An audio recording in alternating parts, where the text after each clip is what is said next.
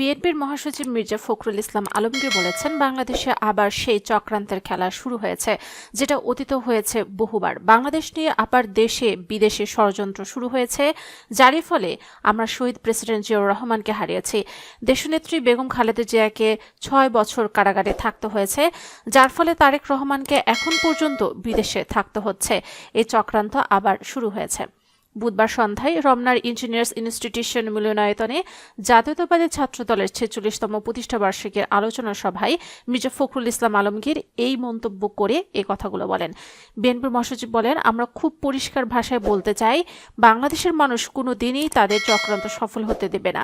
বিএনপিকে ভেঙে ফেলার চেষ্টা বহুবার হয়েছে, কখনোই ভেঙে ফেলা সম্ভব হয়নি।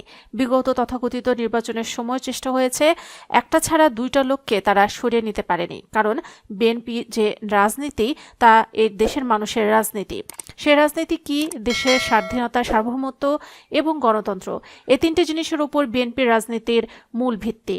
এই সময়কার রাজনৈতিক পরিস্থিতি এবং সংকটের কথা উল্লেখ করে তিনি বলেন, এই সংকটের একমাত্র সমাধান হতে পারে সবার কাছে একটি গ্রহণযোগ্য নির্বাচনের মধ্য দিয়ে।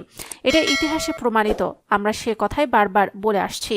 মির্জা ফখরুল আবারও দ্রুত নির্বাচনের দাবি জানিয়ে বলেন, সংস্কারের নাম করে আমরা এমন কিছু হতে দিতে পারি না যাতে গণতন্ত্রকে বিঘ্নিত করবে। সরকারের প্রতি আহ্বান জানাতে চাই, আর বিলম্ব না করে অনুগ্রহ করে অতি দ্রুত একটি নির্বাচনের ব্যবস্থা করে বাংলাদেশের মানুষকে সংকট থেকে মুক্ত করতে হবে।